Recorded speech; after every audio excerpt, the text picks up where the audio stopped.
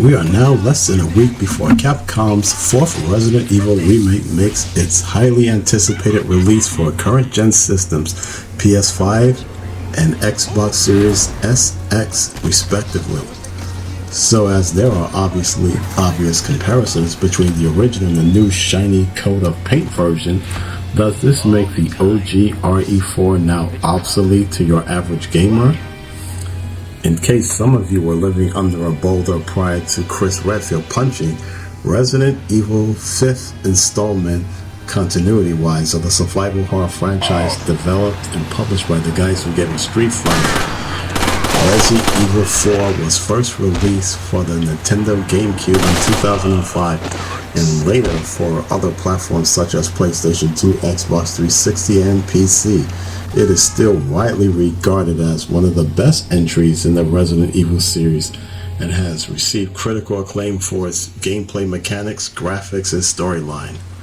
The game follows the story of Leon S. Kennedy, a former police officer who is now a government agent. Leon is sent on a mission to rescue the president's daughter, Ashley Graham, who has been kidnapped by a mysterious cult in Spain, Los Ganados. Villagers infected with a parasitic organism that turns them into violent creatures. One of the major improvements of Resident Evil 4 over its predecessors is its gameplay mechanics. The game features an over-the-shoulder perspective, allowing players to have better control of their character's movement and aiming. It also introduces quick-time events, which requires players to press certain buttons to avoid danger or execute finishing moves. These features were groundbreaking at the time and continue to be influential in modern games. Aside from the action sequences, the somewhat rudimentary puzzles and explorations provided a welcome break from the action. And additionally, the game's storyline is engaging and well-crafted with memorable characters such as Luis Serra, Osmond Sadler, Jack Krauser, and of course the super spy Ada Wong. The game's setting in rural Spain also adds to its unique atmosphere, combined with a sense of tension and suspense throughout.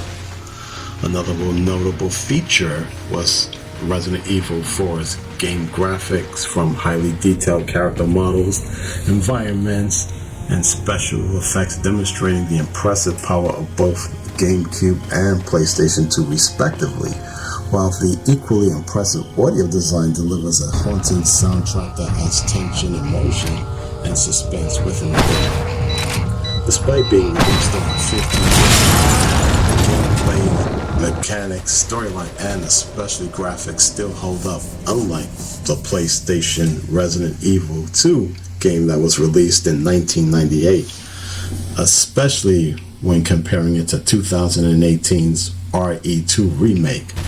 As with a few fellow gamers, I found RE4's difficulty inconsistent at times, with certain sections being much easier or in some cases harder than others, like that damn mini-boss fight with one of Ramon Salazar's monsters. And don't get me started on those damn regenerators.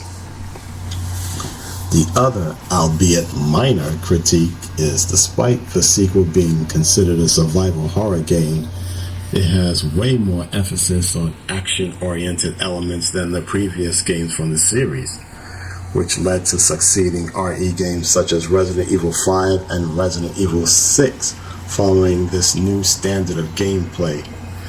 This had disappointed and alienated some fans who prefer the horror-focused gameplay from previous games. Resident Evil 4 has several pros and very few cons, as it remains one of the most beloved games in the series, and perhaps the greatest adventure of them all.